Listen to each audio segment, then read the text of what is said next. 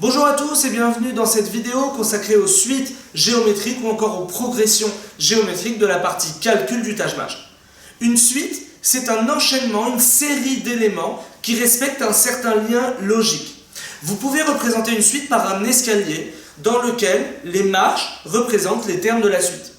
Alors une suite géométrique en particulier, qu'est-ce que c'est? C'est un escalier où, pour passer d'une marche à la suivante, on multiplie le terme par Q, par le même nombre à chaque fois. Ça peut être x3, x4, x5.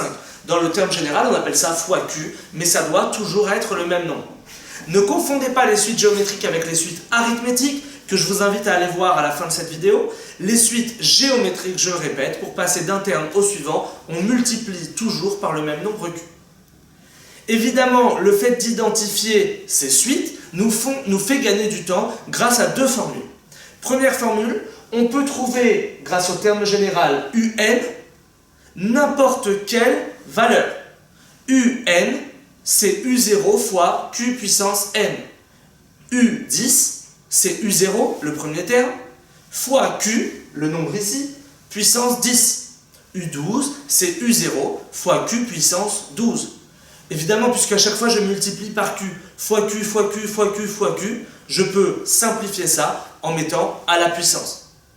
La deuxième formule que l'on peut utiliser pour gagner du temps, elle concerne la somme des n premiers termes d'une suite géométrique. Et vous avez la formule ici. Pour calculer la somme des n premiers termes d'une suite géométrique, on va le faire dans un instant. Vous avez la formule, premier terme, fois Q puissance nombre de termes, moins 1, divisé par Q-1. Il y a un énoncé qui s'affiche en bas de votre écran, je vais le noter sur le tableau.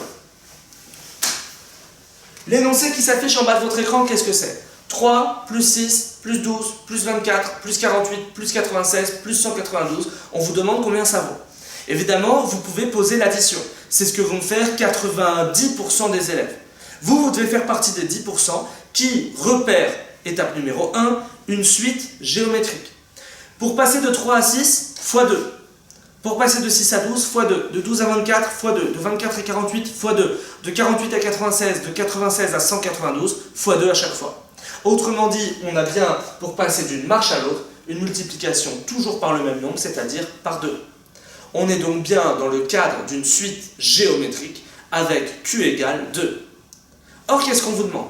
On vous demande 3 plus 6 plus 12, etc. Autrement dit, la somme des n premiers termes d'une suite géométrique qui commence par 3.